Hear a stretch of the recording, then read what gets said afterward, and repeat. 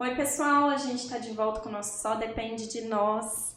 Oi, Pri, Oi, Tati. tudo bem por aí? Tudo tranquilo? Tô pronta aqui já, hein? Pronta. Só com a cabecinha pensando, né? A Pri já vai soltando as perguntinhas, né, Pri? Uma delícia.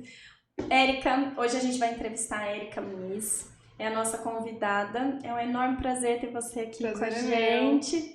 A Érica tem 33 anos, ela é uma paciente oncológica, ela é portadora de um câncer de pulmão metastático e hoje ela veio contar pra gente a história dela e a gente falar quem é a Érica, né? E um tanto de trabalho que a Érica faz por aí, que eu fico vendo as coisas que ela faz. E a Érica é enfermeira, Sim. né? Então, vamos lá. A gente vai começar com a sua história. É um bate-papo muito gostoso, então sinta-se à vontade, tá bom? Vamos lá. Eu sou a Érica, tenho 33 anos, como você disse. Tô formada há 11 anos da enfermagem e em 2021 eu tive esse baque, né, essa surpresa do câncer de pulmão. Nunca fumei, não convivo com fumantes, então assim, foi um inesperado, muito jovem, né, com 31 anos. Comecei com uma tosse seca, 2 meses com tosse seca, nada mais de sintomas, nada.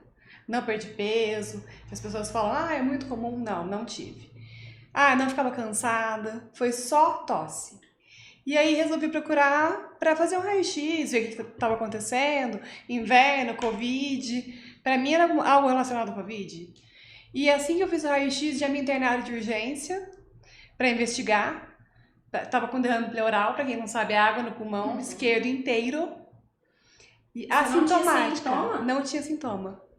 Tanto que no raio-x, no exame que fui fazer, o radiologista falou assim, não, vai embora. Que eu preciso te entregar seu exame, tá muito grave. E eu sentada conversando, falei, grave? Eu não tenho nada. Acabei de ter trabalho, vim pra cá e tô grave como? E aí ele já me internou. Na hora você não pensou, falou, tá louco ele. Não, eu tive certeza. Eu falei, esse exame não é meu. Certeza que imaginar. Não, e quando ele me mostrou o exame, eu falei, não sou eu. Não sou eu. E aí já fui para pronto-socorro e aquela correria, e né? ainda você tem o entendimento, Exatamente. né? Porque você é da área da saúde. E a gente do outro lado, as pessoas sem falar nada pra gente. Eu acho que uma lição muito grande que eu tive disso, da doença, tratamento, é isso. O paciente não sabe de nada. O profissional tem acesso a tudo. Seu exame, o relato, exame físico, e o paciente fica lá. As pessoas ficam tentando esconder, você percebe isso? Sim, porque você pergunta pra eles. Não, mas aconteceu alguma coisa? E quando vê, eles estão te internando. E eu falo assim, o médico já vai falar. O médico já vai falar. Que ele veio conversar com você, só mais um exame. E você assim, sentado lá, eu saindo do trabalho, morava em Jundiaí sozinha. Minha família inteira em Pouso Alegre. Você é de Pouso Alegre? Sou de Pouso Alegre. Formada aqui, trabalhou aqui. Trabalhei no regional. E aí eu falei, caraca, e eu sentada, falei, internada? Foi assim, tudo muito rápido, muito rápido. E o que eu percebi é que alguns profissionais têm certo preconceito com idade. E eles não acreditavam que eu não fumava vape. Perguntaram se eu usava droga. Você não sofreu nenhum trauma? Nada, não é possível. E eu, não, gente. Eu estava trabalhando. Você sentiu isso na pele? Eu senti um preconceito. E assim... julgamento. Exatamente. Né? E eu falei, não, eu estava trabalhando, sendo trabalho, com essa tosse que eles já tinham observado. E tava lá. Entregue. A ideia de um castigo, né? Você faz algo errado. Exato. Tem que ter um motivo pra isso. Isso. E é isso que eu falo, esse julgamento do câncer de pulmão. As pessoas falam, fumou, é fumante, a vida inteira. E não é bem assim. As pessoas têm que tirar esse julgamento de que o câncer tem culpa. Quem tem um câncer não tem culpa de nada. É uma doença que qualquer um pode ter. Você fez algo como se você tivesse feito algo pra merecer. E na verdade não, né? Olha, acontece. Acontece e as mesmo. pessoas ainda procuram isso em mim. Falam, procuram na religião. Procuram em outras vidas. Você não fumou? Então você tá pagando alguma coisa que você fez. Por que não pode ser uma doença genética minha, uma coisa que aconteceu comigo. Não, tem que ter um porquê. E é engraçado que as pessoas procuram, né? Você usou, né? As pessoas procuram. Não, e eu não pergunto nada. Eu não tô perguntando. Eu não chego assim, doutora, por que eu tô com câncer? A minha oncologista já me explicou o que pode ter acontecido, de mutação genética. Agora, pessoas de fora que sabem, e um outro julgamento. Você não tem cara de que tá doente. Aí eu falo, gente, mas assim, qual que é a cara do doente? Né? Porque é bem complicado você ter cara de doente, né? Tem gente que tem cara de doente e não tá doente. Você pensa bem. Você fala, não, aquela... Qual que é a cara? Qual que é a cara? Então, e aí, voltando pra minha história... Existe um padrão, né? Como se tivesse um padrão. Tem um padrão. Seguir, né? O padrão do câncer é o careca. É o careca. Se você não tá careca, não é tão grave o seu câncer. A sua doença não é tão grave. Ou o seu remédio não é tão forte. Você tem que estar chorando. Tem que estar em casa, depressivo, chorando e careca. Senão você A hora que você fala, desculpa, eu tô rindo, Cê- mas assim, Não, é porque... você é invalidado com a doença. Você fala, Gente, você fala não. inacreditável. E aí, um dia que você tá mais pra baixo e não consegue fazer uma atividade física, mas as pessoas falam, tá fingindo. Nossa. Gente, é bem Você tem que complicado. lidar com a situação até, né, nova pra você e tudo mais. Além disso, tem que lidar com Muito todos, julgamento, muito. E de pessoas que assim, você nem pergunta nada, gente que não era do seu meio. Gente que não sabe a sua história. E aí você se sente obrigada a falar, não, vamos conversar, deixa eu te explicar. E eu acho mais difícil isso pro leigo. O leigo não entende a doença assim como eu entendo. E aí ele fica ouvindo essas coisas e vai minando o paciente. Gente, você não tem que minar, você tem que dar colo. Se ele quiser. Não é sempre que ele quer. Às vezes ele quer ficar na dele, quer ficar sozinho. É o momento dele. E não consegue nem falar isso, não entende o sentimento. Mas enfim, voltando pra minha descoberta, o médico simplesmente chegou e falou assim, Erika, eu vou ter que passar um dreno de tórax. Nossa. E a gente sabe o procedimento, né? Ainda mais você. Gente, eu entrei em estado de choque. Outro médico pode não saber, mas você, enfermagem... Exatamente. Então, eu lembrava do procedimento em si. Eu falei, não, dreno, não. Parecia uma criança, né? Dreno, não. Aí passaram dreno, me internaram. Sozinha. Você tava sozinha? Sozinha. E aí fiquei em Jundiaí 3 dias. Que difícil, internada. porque você não tava com um sintoma importante, né? Não, Então, assim, como você tem que passar por tudo isso de uma forma brusca e na sua cabeça, assim, eu tava porque bem. eu preciso, né? Tanto que eu falei, diferente. eles passaram dreno, e aí eu lembro da técnica me trocando, eu tava inteira molhada de líquido pleural, com frio. Aí ela falou assim, você tá melhor? Eu falei, eu tô pior. Eu cheguei bem aqui. E minha cabeça é aquela loucura, né? O que tá acontecendo comigo? O que tá acontecendo comigo? E já tirando minha roupa, e entrega a roupa, e vou me internar, e não sei o quê. Gente, aí meu pai chegou, ele foi lá, né? Fiquei 3 dias lá em Jundiaí, sem informação. Com dreno no tórax. Eles iam no quarto, avaliavam, conversavam entre si, e iam embora. Nossa. Falei, não é possível. E fazendo raio-x terapia, né? 2 raio-x por dia deitada, e eu sabendo que tava errado. E eu, gente, mas eu vou fazer raio-x deitada, com dano pleural. E aquele desespero. E aí, liguei aqui em Pouso Alegre. As pessoas gostam de falar, né? Ai, São Paulo é melhor, Campinas, Jundiaí. Eu não vi a hora de chegar em Pouso Alegre. De ver alguém conhecido, quem você De ver possa alguém conhecido, de confiança, de confiar no hospital. Eu falei, vocês não têm ideia que hospital bom. É em Pouso Alegre. Eu mudei daqui para trabalhar em Campinas. Trabalhei um tempo em Campinas. O meu último cargo foi gerente assistencial. Estava gerenciando o hospital. E em todos que eu fui, eu falei, gente, hospital bom é de Pouso Alegre. As pessoas não valorizam. Querem ir pra fora, querem tratar. Várias pessoas, Erika, vai pra Barretos. O que você tá fazendo aqui? Eu falei, gente, eu tô muito bem assistida, vocês não têm ideia. O tratamento que eu tenho aqui em Pouso Alegre. E não é porque eu conheço as pessoas. Todos têm. Os pacientes que eu converso na oncologia, ou até, enfim, do câncer, ou do hospital, ou de internação, todos estão super bem assistidos. uma equipe maravilhosa, multidisciplinar. E aí eles, não, vai pra não sei na onde, vai. Os palpites que a gente não quer, né? Mas enfim, a gente já tá acostumado já. E aí falei com o Mário Lúcio, ele foi excelente comigo, nossa. Não gosto nem de lembrar, porque assim, gente, ele foi um anjo da guarda da minha vida. Porque eu não sabia o que eu fazia. Acho que o Mário é um anjo. Ele é um anjo, ele é um anjo. Escorregou e caiu. Ele é quem? O Mário Leal, ele é intensivista. Mas é uma graça. Alto a pedido, falei, tô indo embora, gente. Ele disse, não, você não pode ir de dreno. Eu falei, vou de dreno. Queria tirar meu dreno, porque disse que não tava mais drenando. Então eu falei, não, eu vou de dreno, não vou passar esse negócio nunca mais. Já que vocês passaram. Cheguei aqui, tava obstruído. Eu ia ter que passar de novo. Então, assim, é tanta coisa. E eu sabendo o que tava acontecendo. E eu falei, gente, como é que as pessoas leigas convivem com isso? É muito complicado. E aí comecei a me ver na profissão. Falei, caraca, será que eu fazia isso? Eu comecei a rever o que eu fazia com os pacientes. De chegar e achar que ele estava entendendo. Que ele sabia o que eu estava fazendo. Sem explicar, né? Sem explicar nada. Sem explicar. Porque é muita gente. Adivinhação. É muita gente, você vai atendendo. Você dá o seu melhor. Mas é aquela coisa, né? Ficha. E aí... vim para Pouso Alegre. E mesmo assim, difícil diagnóstico, porque não tinha sintomas. Não tinha, fez biópsia do líquido pleural, não deu nada. E aí, numa tomografia de abdômen, eles viram uma lesão na coluna, que aí o neuro falou, isso aqui é uma lesão secundária. Falei, do quê?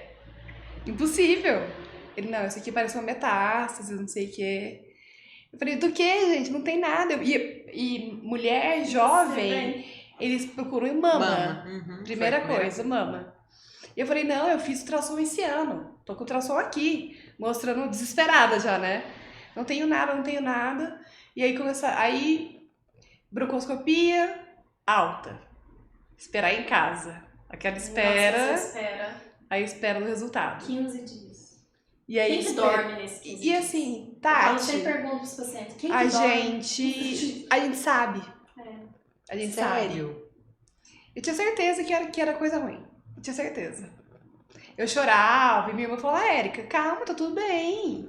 E eu ainda tava assintomática. Então, pra minha família, tava tudo certo. Tive um probleminha, resolveu com dreno, drenou, tá tudo bem. Você se sentia bem ou não? Sim. Uhum. Normal. Clinicamente. A única coisa que eu tinha, que eu via assim, no meu corpo, é o inchaço abdominal. E pra mim, eu tava gorda. Mulher, né? Eu falei, não, tô sedentária, preciso treinar, vou voltar a treinar e vida normal. E eu sentindo aquela coisa me falando, né? Não tá legal.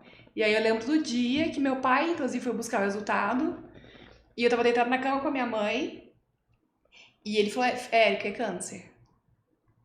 E eu fiquei assim, olhando pra cara dele. Seu pai que te falou.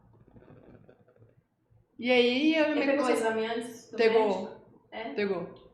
Lá no hospital buscou. E aí eu fiquei assim, falei, não vou tratar. Porque primeira coisa que eu pensei, não vou tratar. Porque eu lembrava do câncer que eu cuidava, alguns pacientes que eu cheguei a cuidar, muito graves. Eu falei, não vou morrer sofrendo. Porque na minha cabeça era morrer vomitando sangue. Porque eu já chegava no paciente grave. Eu não tinha acesso ao paciente que estava estável. E quando você teve essa notícia, você já visualizou você morrendo? Sim. Eu morrendo da pior forma. E sofrendo. Isso porque eu soube só do pulmão. E aí fui fazer os exames para ver se tinha mais. Eu já sabia que na coluna tinha alguma coisa. E aí esse é o resultado. Cabeça, fígado, coluna e pulmão. Falei, agora que eu não vou tratar mesmo. E gente, e assim, quando a gente é da área da saúde é mais complicado. Porque eu lembro de julgamentos meus. Eu falando assim, paciente com câncer no osso já era. E quem tava com câncer no osso? Eu. E aí você senta para conversar com o médico e fala, e aí? E aí é estágio 4, paciente paliativa, E é tudo muito novo. E eu com 31 anos, falei, caraca, e aí? Como que eu digiro essa O informação? que eu vou fazer da minha vida? É. E a minha mudança já feita pra cá, né? Eu tava lá em Jundiaí, já voltei pra Pouso Alegre. E aí o Mário conversou com o Daniel Nassar, eu trabalhei um tempão com o Daniel Nassar. E ele falou assim, Érica, e eu tava muito nervosa, eu não sabia o que eu fazia, eu falava com o Mário, o que tá acontecendo na minha vida? O que eu faço? Isso em quantos dias? Isso, olha, Do diagnóstico até isso tudo. em 20 dias. Minha vida virou de cabeça pra baixo. E 20 dias que foi rápido, né? Foi É, super rápido. isso. Se a gente for Pra pensar. saber Foi. tudo. Na verdade a internação durou mais, né? A internação eu fiquei 17 dias internada. E aí da internação pra todo esse estadiamento foram mais 20. Uhum. E aí eu falei, ele falou assim, Érica, conversa com o Daniel Nassar, ele trata câncer há muito tempo, não sei o quê. Você conhece ele quer te ver. Eu falei, eu vou. Vou porque eu tava totalmente perdida. Totalmente. E aí fui, conversei com ele viu meus exames. E eu sentada assim, conversando, normal. Normal. Aí ele falou, Érica, eu vou te falar uma coisa. É grave, é muito grave. Mas eu não consigo correlacionar esse exame com você.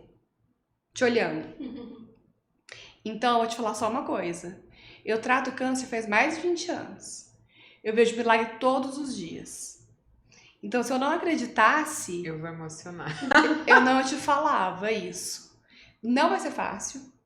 Não vai ser. Eu não vou mentir pra você. Você conhece a enfermeira. Mas você tem que tratar. E ele falou uma frase assim, pra mim isso é espiritual. E aí eu falei, cara, eu vou tratar. Assim, numa conversa, tava eu, ele e meu pai, e a gente falou assim, então bora. Vamos enfrentar o que vier. E aí eu lembro que fui, consultei, passou a medicação, tudo certinho, e era tudo muito novo pra mim. Porque a oncologia mesmo, eu tinha tido contato no 4º andar do regional, que eram alguns pacientes particulares. E muita criança. E eu lembro das crianças que eu conversava, e muita morte. Então, e a morte, a gente foca mais no morto do que no que ficou bem e foi embora. Você não lembra muito bem do que ficou bem e foi embora. Porque o que foi bem, nem ele lembra mais. Ele já tá Exatamente. tocando a vida. Assim, Eu o que falo ficou muito bem isso. é mais um paciente. E aí, os que ficaram ruins, ficaram muito ruins. E eu lembro do paciente, assim, foi inesquecível. Ele tinha 30 e poucos anos, era do Fabian, inclusive. E eu fiz, assim, não sei, eu tive uma empatia muito grande com ele, com a família, e a gente conversava. E aí eu cheguei lá um dia pra trabalhar de manhã, ele tava sentado na cama vomitando sangue. Aí eu olhei e falei, o que aconteceu? Eu falei pra mãe dele. Ela falou assim, Érica, faz 2 horas que ele tá desse jeito, ninguém fez nada. Eu queria te ligar. Olha. Eu falei, por que você não me ligou? Então, assim, eu percebi que o paciente oncológico ele é mais frágil. A família, principalmente. Uhum. E eles criam esse afeto com o profissional de saúde. Porque é muito tempo acompanhando. Muito tempo. Precisando do apoio também. E naquela época eu não entendia isso. Era mais um paciente do quarto X. E aí eu falei, eu vou estudar. É um número, né? Eu vou estudar porque eu preciso saber o que eu tenho, entender, ver meu exame. E assim, o que eu conseguir fazer pelos outros, eu vou fazer. Porque é muito ruim você não saber o que você tem. E aí eu percebi também que a gente chega no consultório do médico, é engraçado, que eu meio que falava, ai, nossa, como é que esquece as coisas? Você não lembra de nada pra perguntar pro médico. Dá um branco. Você fica o mês inteiro ensaiando a consulta. Não, quando chega lá, aí a família fala, ó, fala pro médico. Vou falar pro médico. Ai, vou falar pro médico. Chega lá, você não lembra de nada. Passa o remédio. Você não lembra nem de pegar a receita. E aí, a primeira coisa que eu falo pros pacientes, gente, anota tudo. Vocês vão esquecer. Não Você sabe tem que jeito. eu falo isso pros meus pacientes. E às vezes alguém já vem com uma listinha Sim. e a pessoa pede desculpa. Então, assim, às vezes o paciente fala assim, ai, doutora, desculpa, mas é que eu anotei pra eu não esquecer. E eu olho assim, eu falo, por que tá se desculpando? Porque, na verdade, eu acho o máximo. Eu falo, nossa, que bom, É muito porque melhor. às vezes, pra mim, é até meio frustrante. Você vai explicar, tem alguma dúvida? Não. Aí eu fico pensando, O não é triste. Aí, às vezes, eu até brinco, eu falo assim, Você sabe que você vai colocar o pé pra fora do consultório, ali na recepção, você vai lembrar de umas 3 perguntas, né? Aí eles dão risada assim, aí eu falo, ó, quando se surgir alguma dúvida, né? Anota, pergunta da próxima vez, tem consulta da enfermagem, eu falo, não fique com a dúvida. Sim. Porque eu acho a dúvida tão cruel. Você ficar com aquela. Porque às vezes é uma terrível. dúvida simples. Às vezes é uma coisa simples. Gente, eu passo por isso tendo conhecimento. Eu comecei a fazer pós em onco. E assim, eu tenho acesso às pessoas, né? Aos meus amigos, enfermeiros oncológicos, o pessoal do hospital. Imagina esses pacientes que vão pra roça, que às vezes não tem nem internet, e tá com uma dor estranha, tá piorando, e tá lá, não, quando eu for no médico, eu converso com ele. Assim, e aí quando vai, esquece. Esquece. Uhum. Melhorou um pouquinho, e às vezes era uma coisa que precisava ter sido falada, e você não falou. Você esqueceu. E esquece. Esquece. Eu achava que não esquecia, mas isso aí é muito complicado. Olha. E aí, a primeira experiência que eu tive de conversar com pacientes, eu sempre fico aberta, ouvindo as conversas, dependendo do assunto, eu até entro. Aí uma moça tava conversando. Durante a químio, por exemplo? Sim. Da recepção, eu prefiro. Durante a químio eu durmo. Eu durmo muito. Então toda vez que tem cama, eu falo, me põe na cama. Se não tiver paciente grave, me põe na cama. Que eu prefiro dormir. Eu tenho essa vantagem. Eu sempre dormi muito.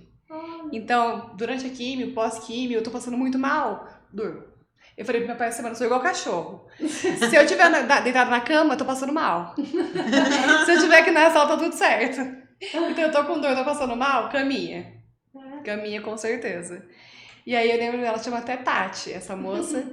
Ela tava atrás de mim falando que ia parar de tratar. Jovem. Um câncer de intestino. Aí eu não aguentei. Aí eu virei pra ela e falei, não te conheço, mas o que tá acontecendo? Ela, não, Deus me livre. Muito difícil, muito pesado, tô sofrendo e tal. Aí eu falei pra ela, não para. Não para. Faltava, se eu não me engano, 2 químios pra ela. Já tinha feito cirurgia. Aí eu conversei. Ela não desistiu. Já tá em remissão há 1 ano e meio. E assim, tá ótima. Tá brincando. Ótima. Olha só. Então, uma outra paciente, na primeira quimioterapia que eu fiz, que foi em 2021, caiu o cabelo, né? Caiu. Foi não foi uma das piores, porque uma das piores foi o que eu fiz agora há pouco tempo. Mas na nossa cabeça a gente acha que vai fazer uma vez, vai sarar e vai embora e nunca mais vai acontecer nada, né? E não é bem assim. E aí eu lembro que eu tava sentada, eu comprei algumas perucas, né? A gente tem um pouco mais de condição do que eles. E eu comprei uma loira, eu lembro. Falei que eu quero ver como eu vou ficar loira. Jura? Comprei. Aí tinha uma senhora na recepção conversando, ela, ai... E eu tava com o cabelo bem curtinho na época. Ela, seu cabelo tá curtinho já, o meu não cresceu ainda. Ah, mas eu gosto de loiro. O meu cabelo era loiro grandão, assim. Falei, você gosta de loiro? Liguei pra minha irmã, falei, Camila, traz a peruca loira. Gente, vocês não têm ideia, a alegria que ela foi embora de peruca. Ela falou, é o meu cabelo. Eu falei, você pode pintar e pode fazer o que você quiser com ela. Pinta a cor que ele era mesmo. E a autoestima muda assim, na hora. Olha. Na hora. Você não vai acreditar, ontem a gente estava num projeto. Diferença, né? Num projeto de qualidade de vida no Oncominas, e o primeiro encontro nosso foi a respeito de autoestima, autoimagem, autocuidado. Como que isso pode agregar muito ao longo do tratamento. Muito. Né? Assim, o careca é horrível. Pra mulher, se olhar no espelho e tá careca, você fala, meu. Todo mundo fala que é a moldura do rosto, né? Então, eu acho que é uma das piores partes. E as pessoas falam, cabelo cresce. Mas não entende aquele sentimento. Porque não é você vai lá e raspa. O cabelo cai inteiro. Cai de tufo. Eu não sabia disso. Eu achava que ele ia cair aos poucos e seria uma escolha minha raspar. Não tem escolha. Não é uma escolha. Não é uma escolha. Quando você olha, já foi. E aí, sobrou isso aqui de cabelo e eu segurando. Começa com 14 dias. Da pós-primeira químio? Pós-primeira químio. Aí o meu no segundo mês, tava só aqui embaixo um tufinho. Aí eu liguei pro meu pai e falei, pai, raspar a cabeça. Eu até tenho um vídeo, depois eu mostro pra vocês, ele terminando de raspar.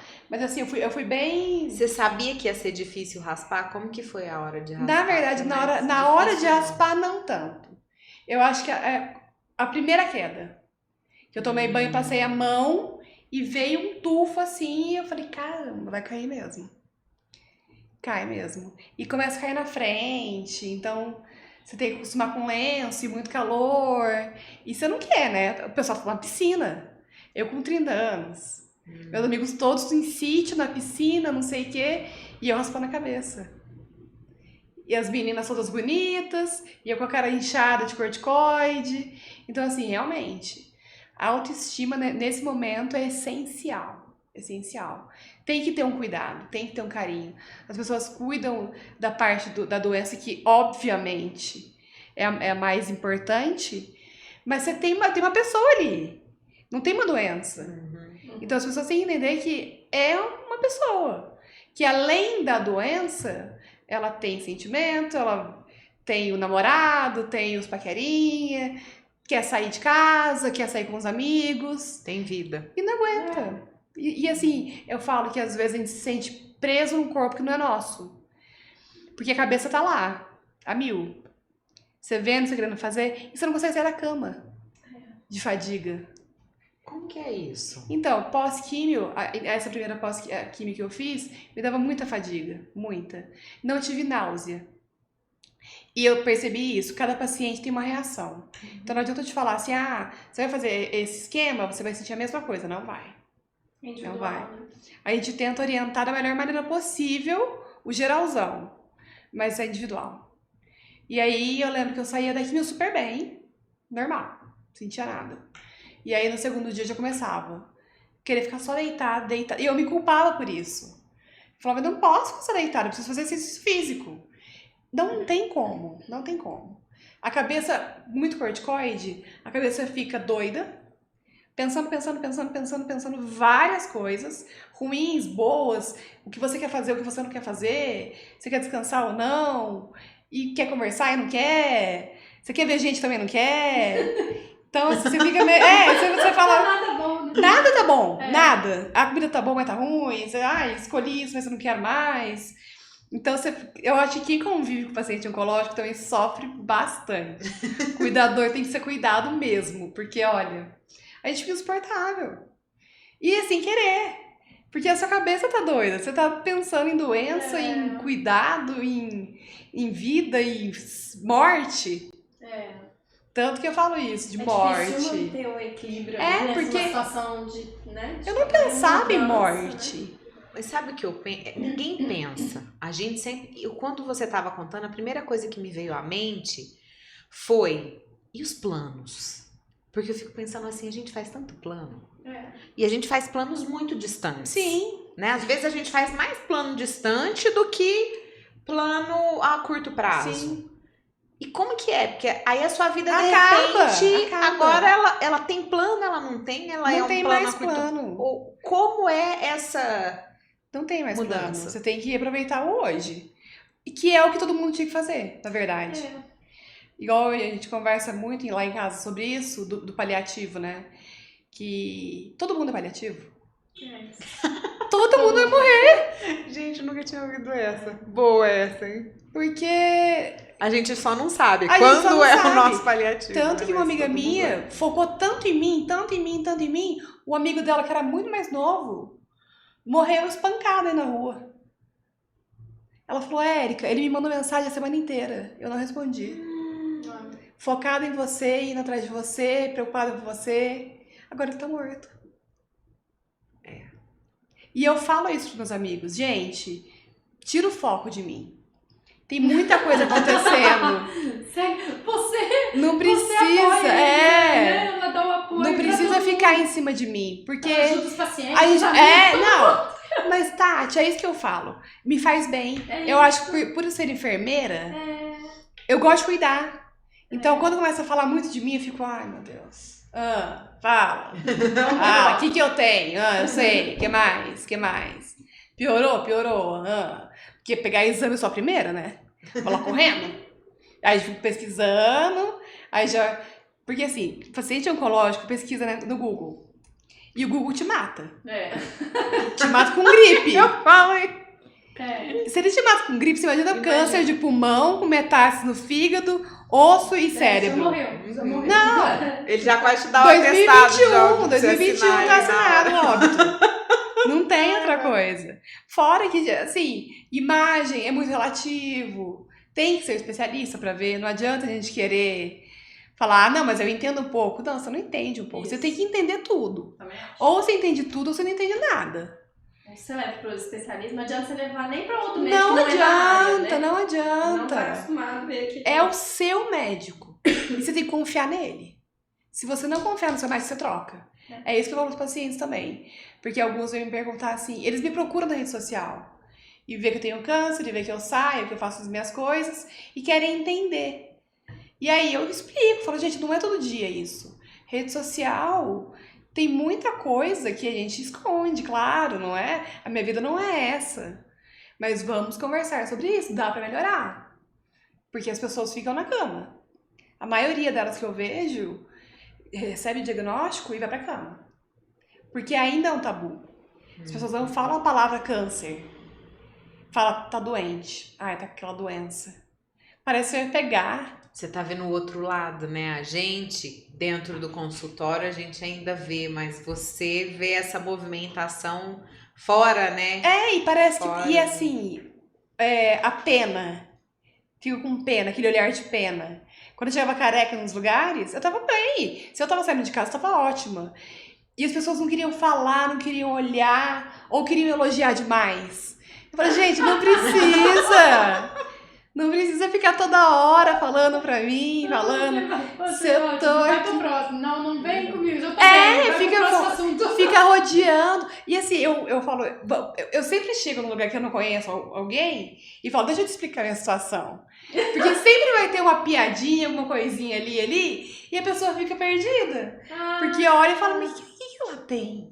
E fica questionando, e eu já explico. Entra no meu Instagram aí, eu tenho câncer e tal, tô tratando. E vida que segue. Quer perguntar, pergunta, eu não tenho problema em falar. Tá tudo certo. Não devo estar morrendo, mas você também deve estar, você também deve estar. Então, não tem muito tabu, não. E como é viver o presente? O presente é mais fácil do que o futuro. O futuro é muito incerto pra todo mundo, eu sei. Mas não adianta falar que pra mim é igual. Porque fazer plano é difícil. Eu começo a pensar nos planos, assim, a curto prazo mesmo. Uma prima vai casar em março. Ela, no meu casamento, eu falei, se eu estiver viva, né? Aí ela fala assim, todos nós estivermos vivos, né, Érica? Mas assim, quando eu tive uma piora de um tempo pra cá, tive um problema, e aí eu comecei a pensar muito nisso. E aí os médicos falando, né, reafirmando a gravidade, e eu já sabendo. E eu não gosto muito de falar com o médico sobre isso. Porque eu tenho um diagnóstico, eu sei o que eu tenho que fazer, e pronto. Pra mim tá resolvido. E vou conversar com os meus pacientes. Eu chamo de meus pacientes. Que legal. E aí eu chego no consultório, o médico fica reafirmando. Você entendeu? Seu momento melhor é na recepção. É na recepção. Ou lá fazendo a químio. É como se. É aquilo que você não quer. Que diferença vai fazer? Talvez seja isso? Ficar falando. Tanto que eu peguei um trauma do paliativo. Eu conheço, eu sei. Eu fujo da Tati. A minha médica fala toda vez, você foi na Tati? Não, ainda Você não acha que isso é o preconceito? Que Então, a palavra... Eu acho que, na verdade, os médicos, acham que eu tô em negação. Que eu não tô entendendo. Mesmo eu falando que eu já entendi. E a palavra também carrega o preconceito. Porque não é novo, é antigo. Só que o conceito antigo assusta. Igual a palavra câncer. Exatamente. Porque você conheceu a Anami? Conheci. Porque ela veio trazer muito isso, né? A Anami foi um paciente, acho que você conhece a história da Anami. Ela foi 10 anos 10 anos paliativa. Paliativa, de câncer de mama, né? Dela. E aí, ela veio desmistificar muito essa história do paliativo como algo que a gente, como profissional da área, a gente ainda sofre, né, muito isso. Sim. E aí você tem que explicar, e muitas vezes as pessoas já estão tão enraizadas com essa informação que é difícil mesmo. Mas o que você acha? Até pra gente, o que a gente precisa mudar Não, pra ter mais acesso aos pacientes? Porque da mesma forma que você, deve ter muitos outros, né? Sim, e ela fala muito... Fugindo da gente. Fugindo da gente. E foge. Foge mesmo. Você não quer ficar falando disso. Você não quer ficar... Por que eu não chego em vocês e fico falando toda hora assim, ó? Não, porque vocês vão morrer. Tá? Mas você acha que a gente só fala de morte? Não, eu nunca passei com um paliativista por causa desse Porque trauma. às vezes a gente não fala, porque às vezes Exato. não fala disso. Exatamente. Mas eu já ouvi de médicos isso, mais de uma vez. Se eu já escolhi se eu vou ser entubada de novo. Por que eu tenho que escolher? Eu falo, gente, na hora lá, eu confio que vai me atender. Se ele achar que eu preciso, pode entubar. Se achar que não, não. Eu acho que tem etapas pra isso. Dando a decisão técnica. Exatamente. Pra você exatamente. É a mesma coisa que eu Então, falar. é muito difícil você fazer tomar uma decisão técnica. Tati, se você sair daqui e for atropelada, eu posso te entubar? Você vai falar, cara, não vou escolher isso agora. Não tem o porquê eu pensar nisso. Até porque depende da... Depende da situação. E por que eu tenho que escolher? Como eu já tenho traçado na minha cabeça, independente de câncer, o que eu quero e o que eu não quero para doenças. Tanto que eu falava pro meu pai e pra minha mãe, eu falava, gente, se eu tiver porque eu trabalhei um tempo para UTI adulto e neo. Ah, então você viu muita coisa. Se eu tiver em situações XY, não fique investindo em mim. Isso aí não é só... Eu já falava disso antes. A gente já vê na faculdade esse tipo de situação, que é o paliativo. Aí você vê um paciente hipertenso gravíssimo. Ele é um paciente paliativo. Por que eu não posso... Por que ele não ouve o dia inteiro isso e eu tenho que ouvir o dia inteiro isso? É engraçado, porque assim, o paliativista em si, né, e você tá contando assim, em alguns momentos a gente faz na consulta a diretiva antecipada de vontade, ou testamento vital, que é isso, sim, né? Mas, nossa, isso é uma parte do atendimento, né? E realmente a gente não fica voltando nisso. Uma vez feita, isso daí é... Resolveu. E aí depois você trata mais, atinge em controle de sintomas e tudo mais, né? E a equipe multi, não só médico, né? E é engraçado você trazer isso, né? E que eu tenho a ideia de que a gente só fala nisso, né? Nossa, tanto que Mas é porque eu acho que é a associação, né? É aquela associação que às vezes vida, você tem que... processo ativo de morte. Né? E eu achava a Nami muito pra frente, inclusive, porque ela abraçou a causa. Abraçou, nossa, ela transformou. Ela transformou e ela vivia disso. É. E assim, eu não tenho emocional pra viver disso. Eu quero viver minha vida normal. E aí, essa minha fala soa como uma negação. Entendi. Eu não tô negando minha doença. Eu sei que eu tenho, eu falo dela, eu sei os meus laudos, eu sofro, eu choro, eu Mas passo você por quer falar tudo. só disso, né? Mas eu quero viver minha Você vida. quer fazer Não outras sei por quanto tempo. É. Ninguém sabe por quanto tempo. Então, enquanto eu estiver bem, eu não quero viver falando de morte. Eu vejo que você faz, que a Nami falava muito e escreveu nos livros, você coloca em prática. Sim. Isso, eu consigo ver isso. Só que lembrar que vocês duas são uma pequena parcela da população oncológica. Porque a maioria está deitado na cama, esperando a morte chegar, às vezes não tem apoio emocional, não tem uma rede de apoio, não tem uma família que está ali junto, não tem, realmente acha que vai morrer no outro dia, né? Não quer tratar, não quer comer. Então, olha quanta coisa que vocês duas têm em comum, né? E cada uma vivendo a sua maneira. Sim. Mas que são tão ativas. Não, eu admirava muito ela. Muito, porque assim, é uma força. Escrever e viver e montar uma casa paliativa e acolher e dar palestra. E ela continua viva, né? Sim. Porque ela está colhendo os frutos. Mas e você? Assim, eu fico pensando, como foi? Você era uma pessoa antes e outra agora. Como você vê essa mudança? Na verdade... O que você vê de... Tem algo bom? Você teve alguma mudança algo bom que, você fala, que eu falo é esse acolhimento. Eu acho que ajudar as pessoas... Eu gosto de ajudar as pessoas. Então, eu consegui ter acesso a muito mais gente, muito mais grave. Pacientes graves, né? Porque a gente no hospital, a gente não foca em ninguém. Não tem como. Não tem como. É verdade. E agora eu tenho essas pessoas como amigos. Nem que seja a sobrinha do paciente que não quer ouvir, ou o próprio paciente. Conheci várias pessoas na internet que não tinha contato com o médico, conversa médica, que eu orientava a trocar de médico. Segunda opinião. Eu, não, tá errado, isso aí tá errado. Segunda opinião, vai nesse médico aqui, ó, porque ele vai te explicar melhor. E as pessoas não sabem o que elas têm. O que você acha que falta no médico, assim? Porque você viu, você trouxe aqui Sim, muitas... sim. O que você acha que o médico poderia melhorar nessa conversa e tudo mais? Então, eu passei com vários médicos já, né? E cada um tem o seu jeitinho de ser, né? Eu acho que é a espiritualidade. Por mais que... Principalmente na oncologia. Porque por mais que você seja cética, não acredite, não tira do paciente essa fé. Porque, querendo ou não, existem milagres. E assim, a fé dele pode mover ele para um lugar muito maior. A minha fé melhorou assim, 100%. Eu era aquela que ia dormir e rezava e pronto. Aquele, Pai Nosso, tal, que a gente tá acostumado, e pronto. Agora não. Conheci muita gente de muita fé. Não falo mais de religião, falo de espiritualidade. Porque eu acho que o foco é esse, você não tem que julgar a religião de ninguém. Tanto que eu abracei várias. Eu gosto da crença de um, da crença do outro, da crença do outro. Aí até chegou lá em casa hoje um da Umbanda com a pipoquinha. Coloquei do lado da Nossa Senhora. Minha mãe falou, você vai pôr do lado? Eu falei, mãe, eles têm que se entender. Eles têm que se entender aqui, eles vão se entender. Já tem o preto velho e vai sentar aqui do lado. Deixa eles. Nunca fui de ter santo em casa, essas coisas.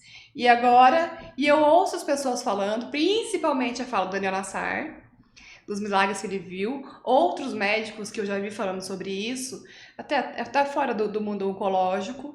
Então eu acho que tem que explicar, tem a parte científica. A ciência é maravilhosa, não pode tirar a ciência de jeito nenhum. Mas a fé tem que estar ali, senão você não dá conta. Elas podem se conversar, né? Muito bem! Elas conversam muito bem. Tanto que eu ando com as duas, assim, uma de cada lado. Ô, Érica, teve um dia que eu fui eu tinha um paciente na UTI e eu fui avaliar, deve ter uns 3 anos isso. Ele tinha tido um AVC muito extenso, tal, né, que é um derrame. E aí E assim, todos os exames, a equipe toda se reuniu e a gente assim, nossa, paciente muito grave. E ele estava assim, morrendo mesmo. Você olhava, já estava bradicardia, hipotenso. E aí eu olhei, o irmão chegou à beira-leito. E eu cheguei e fui conversar com o irmão, acolher aquele irmão, porque ele estava chorando muito. Eu, nossa, então, estivemos com ele. Ele falou, nossa, eu tive um derrame há 2 anos, quase morri. E hoje eu tô aqui. Eu falei, nossa, então. Ele falou, agora meu irmão vai morrer, coisa assim. E eu assim, nossa, muito grave. E assim, realmente a gente falou assim, ó, já tá indo.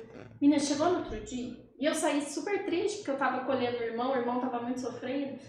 A hora que eu voltei no outro dia, eu fui ver o paciente. No que eu entrei, eu cheguei perto dele, ele não falava, não fazia nada.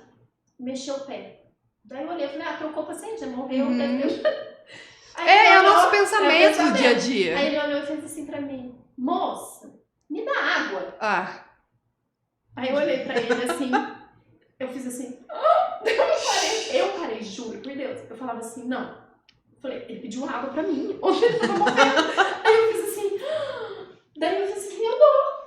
Claro, o que você quiser. Eu fui buscar água, até pra me acalmar. Eu falei, gente, mas o que aconteceu? De ontem pra hoje. Todo mundo falou assim, ó, a gente não sabe o que aconteceu. Quem somos nós? Ele melhorou, ele pediu água. Ele teve água da UTI, tá vivo até hoje. E assim, ele tava morrendo. E eu já vi muitos casos assim, que você me explica. Que é assim, tem algo superior coisa. Que a gente, não sei no se universo. Vocês chegaram a ver um neurologista falando de um trabalho científico que eles fizeram sobre religião e paciente grave. Oração. Que eles fizeram um trabalho para reafirmar que a oração não funciona.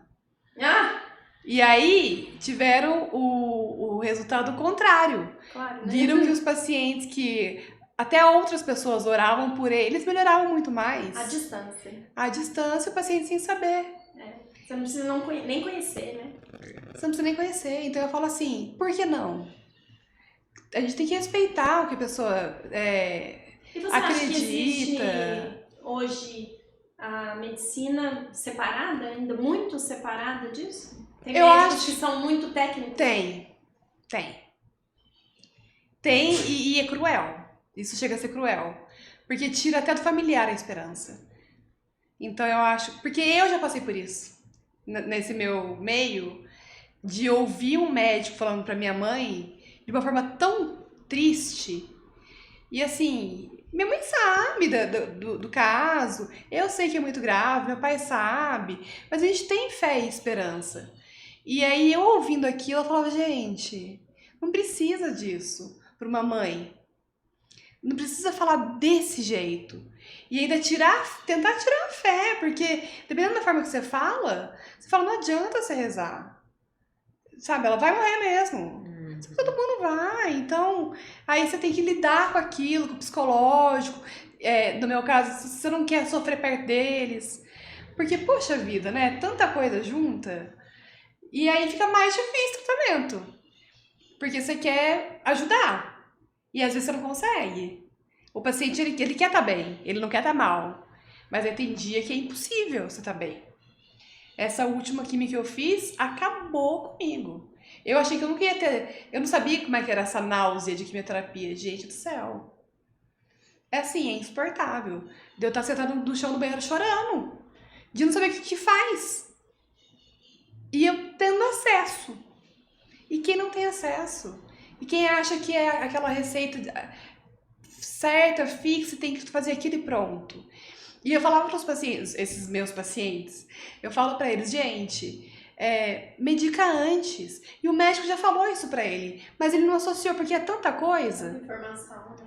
que ele fala... E o que eu percebo, assim, às vezes as pessoas até têm esse receio. Ah, eu não gosto de tomar remédio, doutora. Então eu vou Essa sentir, frase- vou esperar pra ver se passa. Então eu sempre falo, gente, não vai passar, vai só piorar, hein?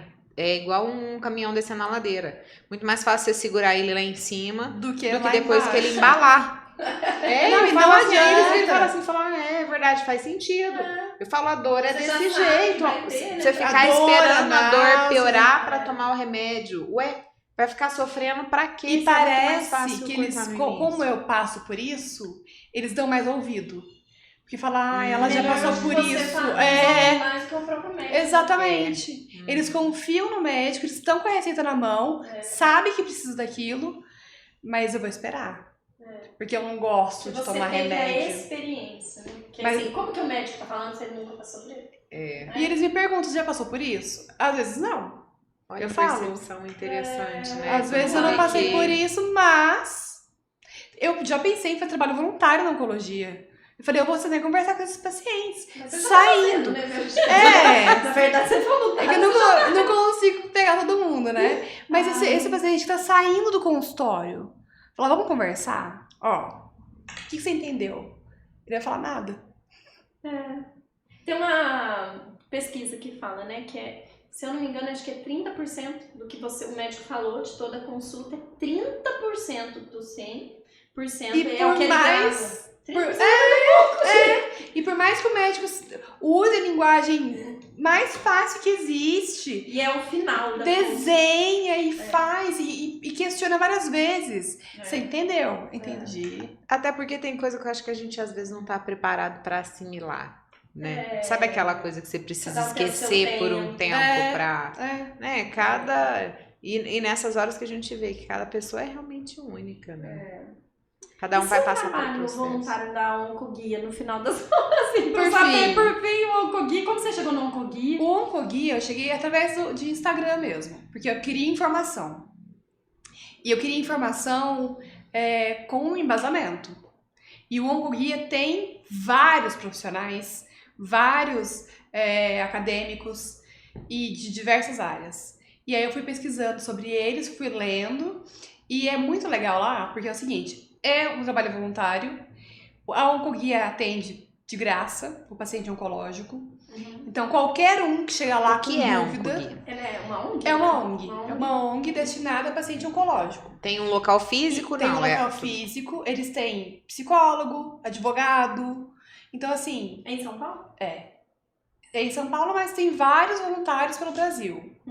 Então, eles fazem eventos, eles trazem os médicos, os especialistas, e aí tiram as dúvidas, e estão sempre atrás de novidades para a oncologia. Além disso, eles participam muito de pesquisa pública para liberação de medicação para o SUS. Então, eles captam esses pacientes que fizeram uso da medicação por ordem judicial, por algum motivo, e colocam nessas pesquisas públicas para falar. Olha, eu tomei esse remédio e deu certo por isso. E aí eles aprovam no SUS. Então é muito. Eu acho que a oncologia ainda foca um pouco. A oncologia tem muito foco um pouco de particular, porque convênio médico, né? Mas eles estão entendendo como o SUS precisa muito. E tem paciente que não tem acesso à medicação, não tem acesso. Eu fui uma que precisava de uma medicação, custava 35 mil reais por mês. Eu só consulto pelo SUS. E aí fiz vaquinha online e tudo para conseguir o remédio até sair a ordem judicial. Quanto tempo demorou a ordem? Demorou 2 meses. E assim, É muito tempo. É muito tempo. E é uma medicação que, acho que se eu não me engano, tá desde 2016 no mercado. E por que não tá no SUS ainda? E assim, a gente sabe dos problemas do SUS, mas a gente tem uma verba destinada para isso. Então, e a burocracia, né? Na verdade, assim, a lentidão do sistema em aprovar os medicamentos, porque a oncologia, ela evolui muito rápido. Muito rápido. E o sistema teria que acompanhar essa velocidade. Você teria que ter, né, um órgão responsável para acompanhar isso daí, e atualizando e liberando os medicamentos, porque, imagina, 2016. Não, e uma das coisas que a Oncoguia faz é isso. Eles correm atrás de medicação, de tecnologia, do que veio hoje, do que já chegou nos Estados Unidos para trazer para cá. E aí, nós, voluntários, toda segunda-feira a gente tem aula. Então, é aula sobre um tema diferenciado. E não é só medicina, porque são voluntários, pacientes, então familiares. É muito legal que eles falam de tudo. E falam da autoestima, falam da medicação, explicam como funciona esse mundo por trás, o porquê não consegue, o porquê consegue. Normaliza. Ajuda a normalizar. E assim, o paciente que precisar e mandar uma mensagem para eles já correm atrás. Tem lista de pacientes para entender o que está acontecendo com o paciente, o que ele está precisando ou não. Eles não envolvem a parte financeira. Rifa, vaquinha, essas coisas, porque é proibido, na verdade, né? Mas fora isso, qualquer dúvida. Tem o 0800 que é 24 horas, você pode ligar lá. 24 horas? Esclarecer as dúvidas. Então, nossa, eu achei que me acolheu muito. E a informação muito recente, quando eu comecei com terapia-alvo, eu não sabia o que era terapia-alvo. E eles já te mandam o link com o arquivo publicado da terapia-alvo, da sua terapia-alvo. Você começa a entender. Essa semana uma paciente de um outro grupo que eu participo estava perguntando sobre sadiamento, o que é o grau. A Oncoguia já tem. Então eu já mando para ela que eu sigo uma informação verdadeira. Que não vai ser uma coisa que eu tô falando, que eu tô inventando, ou que eu peguei no Wikipedia. E super funciona.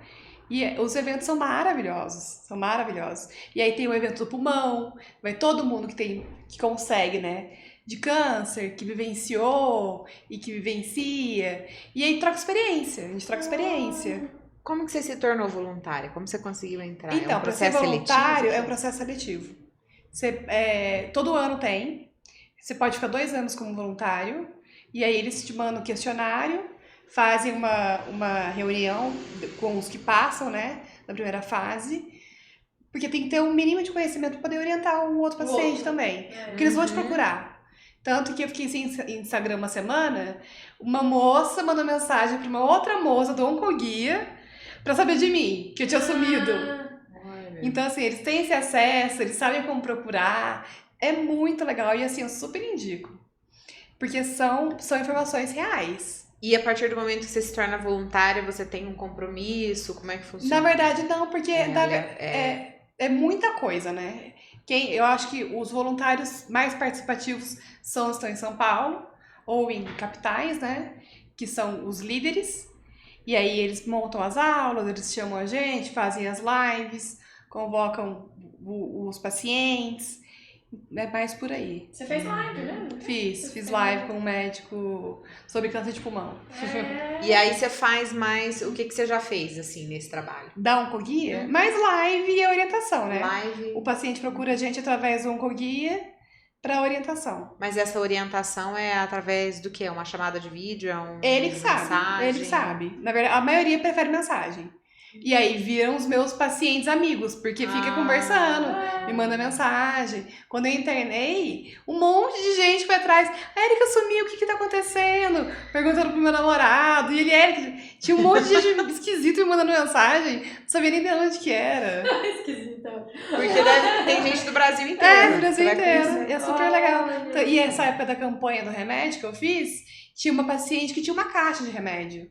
E já me deu, sabendo que eu tava precisando. Então, assim, é legal a gente ter esse acesso pra também ajudar outras pessoas. Porque tem paciente que recebe um tratamento, para no meio do caminho, não deu Aconteceu isso certo, vai comigo. começar com outro. Eu comecei o tratamento, comecei a receber do governo, criei resistência, sobrou uma caixa. Conheci uma menina de Machado, que o marido tava precisando. Aí doei pra ela, já virou minha amiga. E assim, a gente conversa sobre ele, porque o homem é mais complicado, né? O homem é mais complicado. Mas é que a gente pensa como que o sistema... A cara do seu pai. O pai da Erika tá aqui, gente, então já não Eu penso como que o sistema ainda precisa melhorar. Muito. Né? Porque assim, você tem um desperdício. Se a gente pensar, olha, quanta coisa, você tem um desperdício, medicamentos que poderiam estar ajudando outras pessoas e ficam aí guardados. Porque não existe um caminho, né? Essa lentidão a gente não tem acesso básico a... atualizar os medicamentos, os medicamentos que estão sendo lançados. A cada hora sai um medicamento novo, com um bom resultado, e as pessoas não terem acesso a esses medicamentos, isso é cruel. E eu acho cruel também, eu sei que é ilegal também. O paciente do SUS não tem acesso, ele não pode nem saber o que está sendo passado no particular. Exemplo, se você tem uma medicação que o convênio cobre, só que o SUS não cobre, o SUS não paga. Você não pode oferecer para o paciente. E se ele não tiver condição de comprar? Como é que você vai oferecer um tratamento que você não tem condição de fornecer para ele? E aí, por que eu tenho direito, eu que tenho dinheiro ou tenho plano de saúde, de ter um tratamento direcionado e ele não? Então, assim, eu acho que isso é o que mais pega pra mim nesse quesito remédio. Por quê? Na verdade, a gente ainda tem 3 estruturas, né, gente? Porque você tem o SUS, que vai fornecer ali o básico, aí você tem um convênio que ainda tem a INS que libera no rol lá alguma coisinha ou não. E aí paga? O particular, que é a pequena parcela da população que realmente tem condição financeira e paga esses valores estratosféricos. É muito caro. E aí, o que eu faço? Mas assim, porque eu tenho um pouco mais de condição. Eu tenho o meu médico do SUS e o meu médico particular. Eu tenho 2 opiniões. Só que assim, como que você mantém um paciente que mora com 7 pessoas... Às vezes, exatamente. Mas posso falar, sabe o que acaba comigo? Quem faz a lei nesse país, quem legisla, quem propõe as leis, quem vota as leis, recebe todo tipo de tratamento. Todo. Tá tratando fora no local, daqui. Exatamente, até fora do Brasil, né? E a população não sabe. Não sabe. Nem sabe disso. Não sabe. Que pode ter isso. Não sabe nem que existe, né? Se contenta com o que tem ali. Outro dia a gente tinha um paciente com dor E a gente precisava ajustar morfina, que é o remédio mais barato que existe na face da Terra, né? E super eficaz no tratamento, né? Um dos melhores que tem para tratador. E aí a gente precisava ajustar e falava assim, a gente foi numa reunião de discussão de casa e eu olhei e falei assim, gente, mas é só ajustar o remédio, tá? Vamos ajustar, não tem dose teto da morfina, tá? Não, Paty, você não tá entendendo. O que o SUS oferece é isso. Mais do que isso ele não tem direito. Mas ficar com dor, sim. E aí eu parei e falei, meu Deus, eu não sabia que tinha limitação, porque pra mim é um remédio barato e a morfina você podia ajustar conforme a necessidade dele. Não, e aí ele precisava de apoio de casas, né, aqui é a Casa São Rafael, pra poder ajustar a dor. E aí como você deixa alguém com dor, né? Então assim, é muito além. Talvez a gente vai começar a ver as mudanças através, ele não vai conseguir mudar de lá de cima para baixo, mas de baixo para cima. O paciente é uma oncoguia que junta esses pacientes, são os pacientes que vão fazendo o movimento. As pessoas voluntárias. Que vão é até legal falar da Casa São Rafael, porque eles acolhem muita gente. Tem vários pacientes que se não fosse lá... Não consegue, não tem onde ficar. Não tem onde ficar, né? Hoje eu recebi a cartinha que eles reformaram os quartos. Ficou a coisa mais linda, né? Então, são pessoas que ficam ali, dormem ali. Comem ali. Ele é acompanhante. E eu acho legal a Casa São Rafael que eles nos convidam pra ir lá, o paciente. Eu não sei nem como que eu fui convidada, mas eles disseram, tem psicólogo, Érica, vem aqui conversar com a gente. Tem nutricionista. Tem nutricionista. Passei com todo mundo na época do cabelo. Vamos conversar sobre o cabelo. A gente tem um quartinho de beleza, tem peruca. Eu falei, não, gente...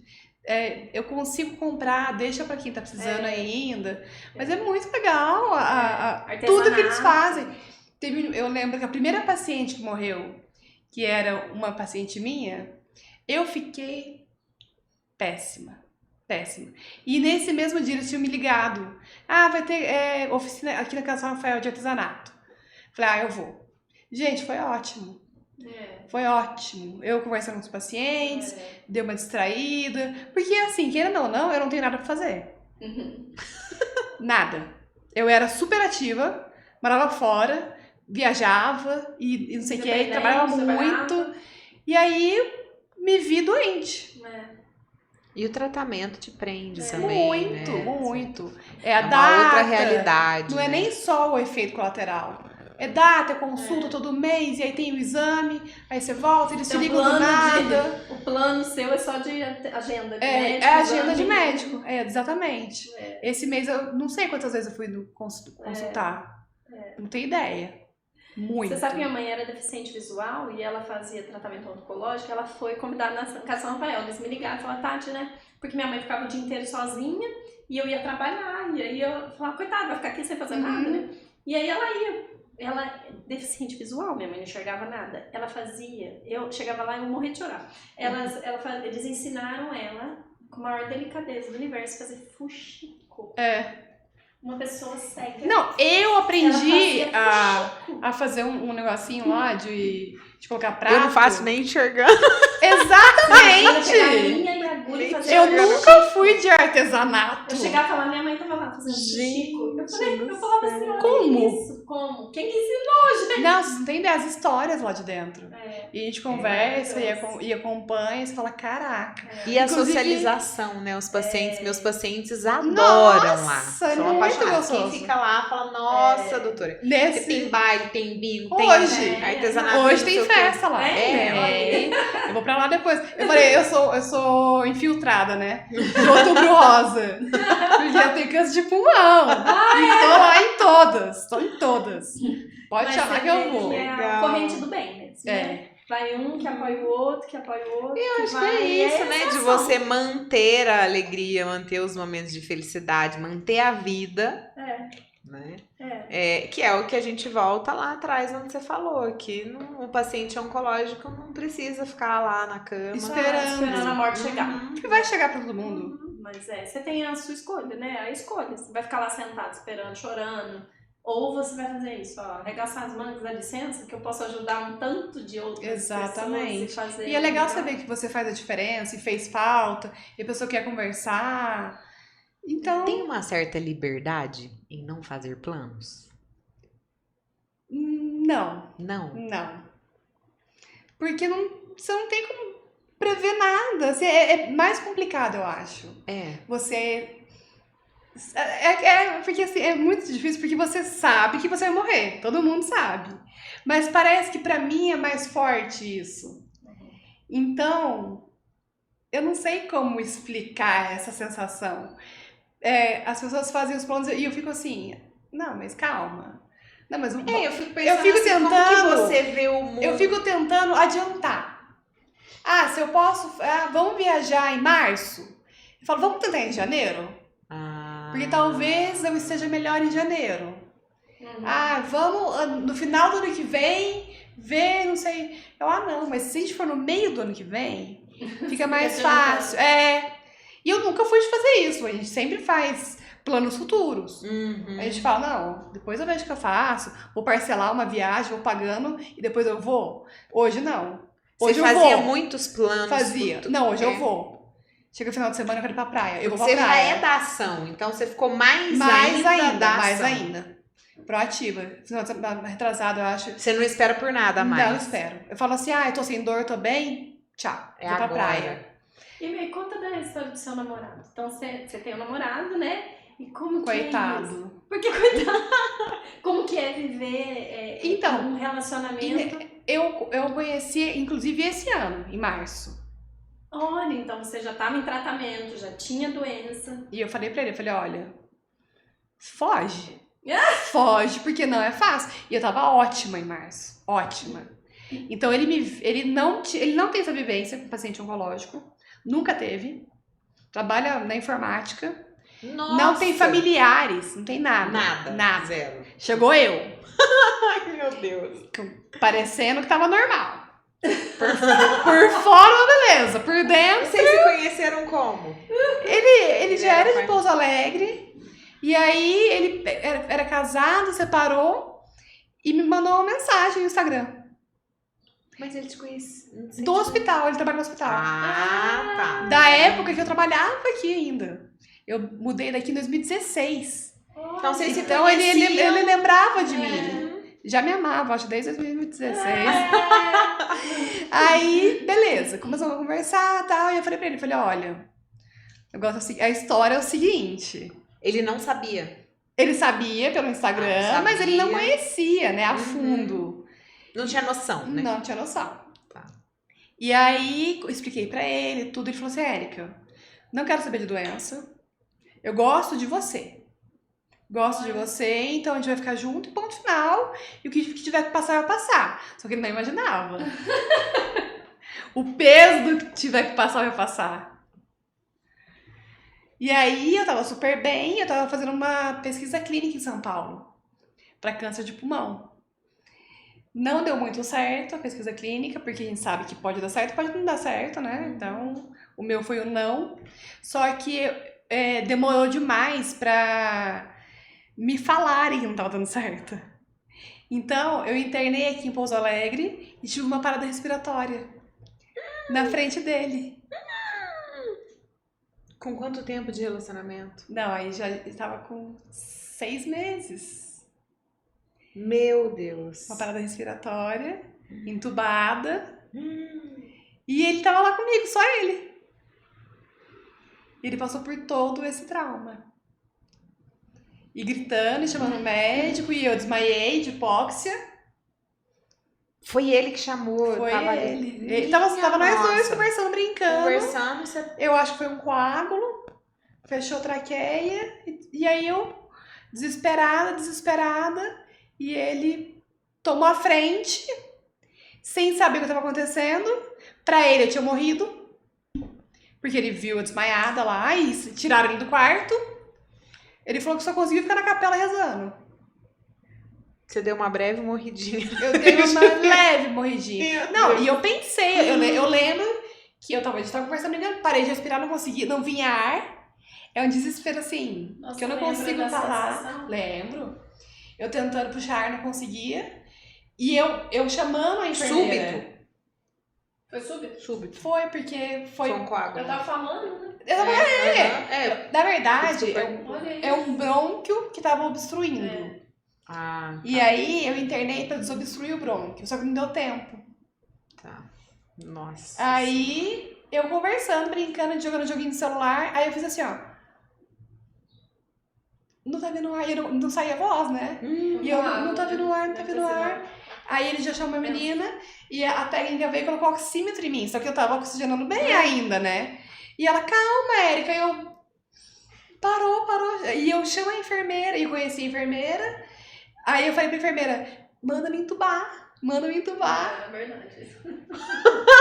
Você tá Eu pedi os entubados. Não, se contar, não. Eu olhei pra cara dele, né? Fala eu desmaiei sentada. Eu olhei pra cara dele, ele falou que eu falei pra ele, te amo. E desmaiei. Abraçada nele assim, ó. Minha Nossa Senhora. E aí já subiram, me entubaram. E foi, olha isso, foi tão assim, inacreditável, que o plantonista do pronto-socorro tava no telefone com um amigo meu, que trabalha lá. E ele falou assim, eu tô indo pro quarto andar fazer uma tráqueo para cardio. Aí meu amigo falou assim, tráqueo em quem? Numa Érica. Ele, não, cara, na Érica você não faz tráqueo, não. Você entuba e manda ar. Olha a Você tá brincando? coincidência. Depois Não era, gente, hoje. não era a sua hora. Não mesmo, não era. Né? Falou assim, não, fica aí. Ninguém vai antes da hora mesmo. Ninguém vai. E eu lembro da Tati Gente, na porta porque da assim, UTI, do centro cirúrgico. Foi na UTI. Foi na UTI? E ela conversando comigo. Aqui, a pessoa tá entubada. Não, e o mapa. E ela Não saiu o mapa. no celular. Eu cheguei na UTI, ela no Ele celular. falou assim pra mim, isso é difícil de sedar, né? Tinha que virar um filme. A minha irmã foi na UTI me ver, eu falei, tira uma foto minha. Eu fiz assim, ó. Eu falei, finge que eu tô morta. Eu cheguei pra vê-la e ela tava... Gente, Aí vocês têm... eu Porque tava assim, com se tivesse acontecido fora... Em qualquer lugar. E eu fazendo tratamento em São qualquer lugar Paulo. é tempo. Você Eu, tinha meu que estar pai me lá. trazia pra cá de carro, a gente voltava nós dois, pós-tratamento. Foi assim, foi um absurdo que aconteceu comigo. Foi um absurdo. Nossa. E eu lembro de eu pensando assim, tô morrendo. E desmaiar. E aí? E aí você E acordou? aí, Ela tá aí aqui eu não morri. pra nós. Aí eu morri. Não morri. Acordei viva. Eu acho que a primeira pessoa que eu vi... Não, foi na UTI, minha mãe e minha irmã, que eu brinquei. Aí depois ainda falei pro Mário, eu falei, Mário, eu vi a Tati. Ele falou assim, eu não sei em que contexto Ele pode não ter viu, visto ela. Ele não me viu, porque a hora que eu fui lá, ele não Eu tava. falei, eu vi sim. Eu fui visitá-la, na verdade. Aí eu cheguei lá, alguém me falou, a Érica tá na UTI. Eu falei, quê? Não, aí me contaram a história toda. Eu falei, não tô acreditando.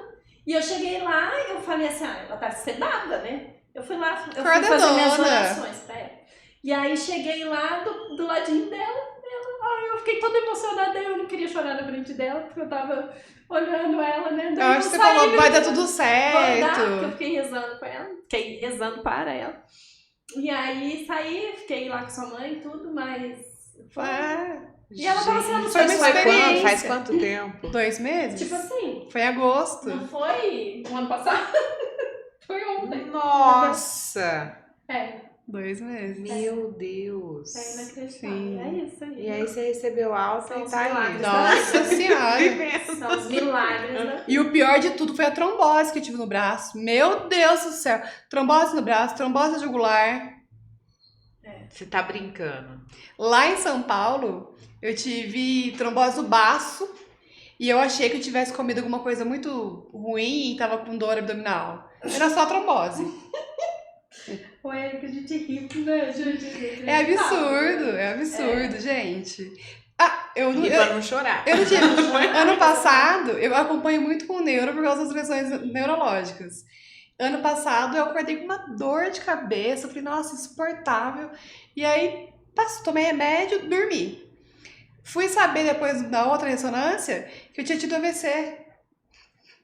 Olha, Eu falei, o meu limiar de dor tá muito alto. Eu preciso dar uma controlada, porque não é Seus possível. exames nunca batem com a sua clínica, Nunca. né? É aquele Não, a minha paciente que você fala assim, Não, a minha você oncologista veio pra fala já. desafiar. A Você minha veio pra oncologista desafiar fala, não, a a Érica não Não tem como. Porque É o eu doente, tive... é a doença. É. Não existe correlação. Não existe, não existe.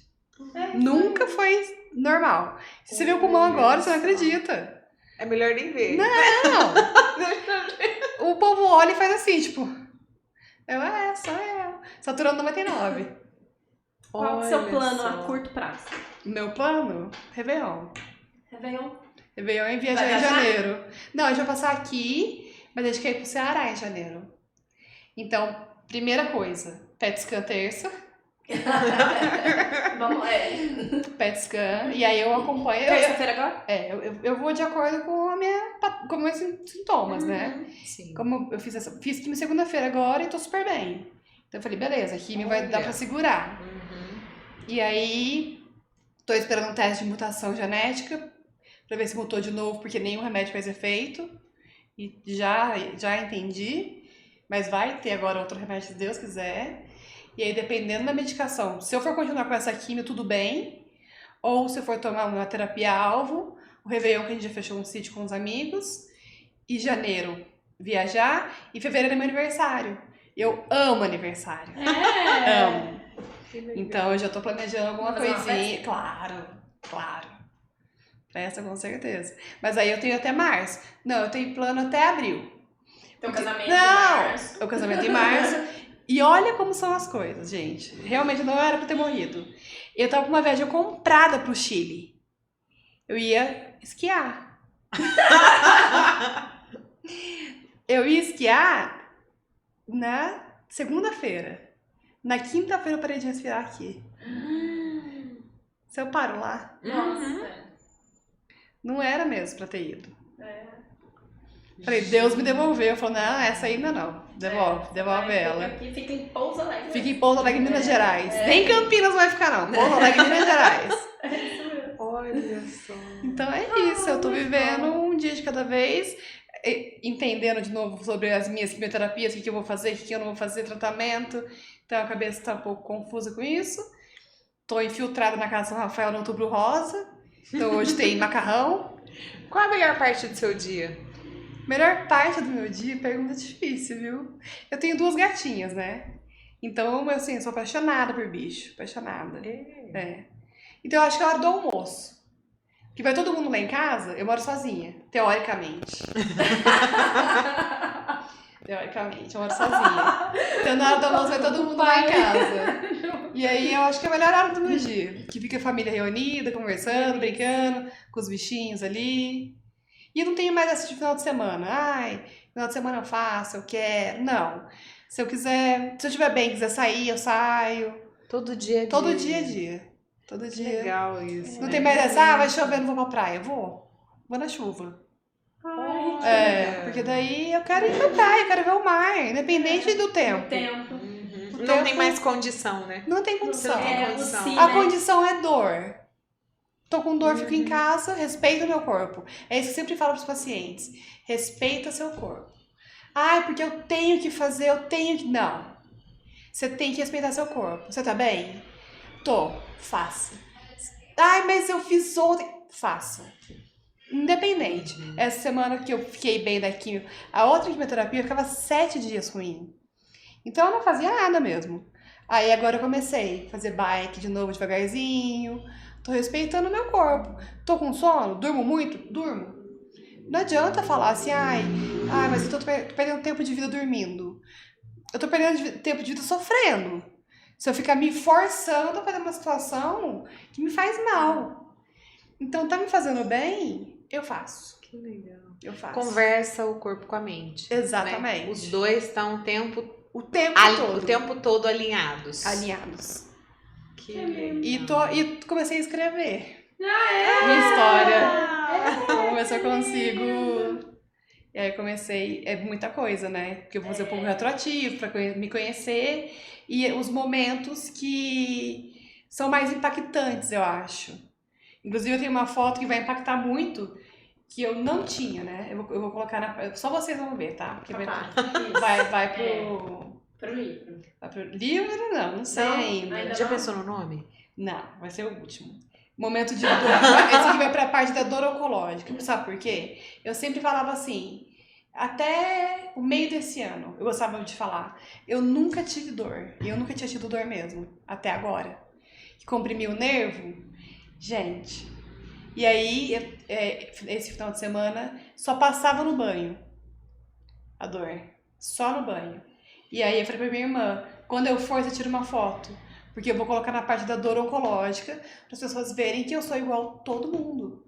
Eu não sou diferente. Não é porque eu falo uma coisa, eu escrevo uma coisa, ou tô no momento melhor, que eu sou diferente de vocês. Eu passo por tudo. Então essa vai... Nossa. Vai pra eles verem mesmo, que tá tudo bem e passa. E toda a gente esquece. Querendo ou assim, não. Engraçado, né?